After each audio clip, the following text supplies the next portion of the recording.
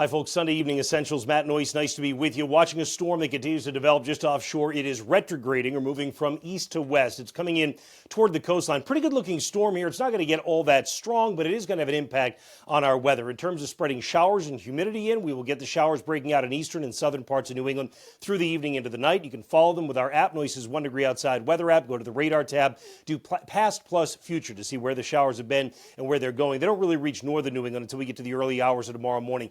Interesting to look at the wind gust forecast. You can see there is what appears to be an eye feature here. Again, not a strong storm, but our own in-house proprietary data that we've built, which we haven't worked into the graphic system yet, does show a gust of 40 miles per hour out of the north at Nantucket and 30 to 35 on the mid and outer Cape as well as the Vineyard. And that's why earlier we put out an advisory on social media that if you're on the Cape or the islands, you may want to bring in any lightweight objects, close the patio umbrella, and also put an extra fender on the boat if you're in a marina with a slip that's exposed to a northerly wind. Notice by tomorrow morning that center of circulation coming into the Gulf of Maine, and then eventually it just kind of dissipates as it comes into the coast of Maine. And watch, we just get this southerly wind that takes hold instead, and it's almost like the circulation was never there. But of course, what it will have done by then is delivered moisture, so that overnight tonight we get showers, increasing humidity. They continue to spread north and northwest, and then by the time we get to tomorrow, things begin to change a little bit in terms of the complexion of how it feels and how it looks. So timestamp at the top here at midnight tonight, you've got the showers expanding. Watch what happens as we get into your Monday morning. You do still have showers around, at least up to about the mountains, an isolated shower at the mountains. You get into the great north and you don't really have a whole lot to write home about at all tomorrow. There'll be breaks of sun across some parts of far northern and northwestern New England. The rain may try and consolidate a little bit across parts of interior southern New England as we get to tomorrow midday and afternoon. That would drive up some rain totals for you. Notice at the coastline, actually, it does tend to break up over the course of the afternoon. Can't tell you there wouldn't be a shower around, but there may actually be, if that does kind of organize farther inland, a bit of a tapering down in intensity for you. And then by the time we get to tomorrow evening, there's still at least some scattered showers around, and the new humid air is with us really for the next several days, right on through the end of the week.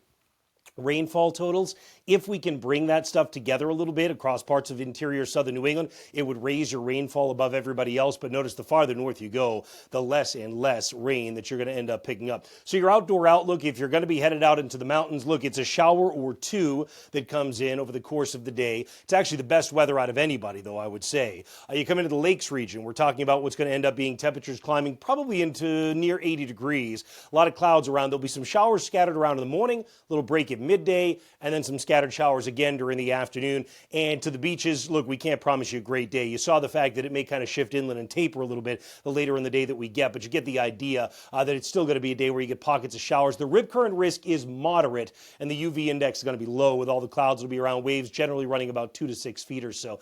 In terms of the forecast, we can see temperatures running only in the 70s across a lot of the area. There's that best weather north and west around Burlington, Vermont. You're talking about probably what will end up being temperatures into the 80s. And for those of you curious about the Pan Mass Challenge, look, the 14-day forecast shows us up near 90 by the end of the week into the weekend. We do maintain a chance of showers and storms each day as you've got the humidity that will be on top of us.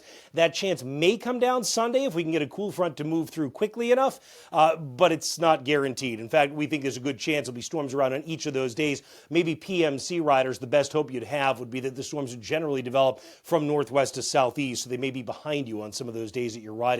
You can always get the app. That's going to be Noyes' 1 degree outside weather app on the App Store or at Google Play. Thanks for checking in. Look forward to seeing you again with another update in the morning.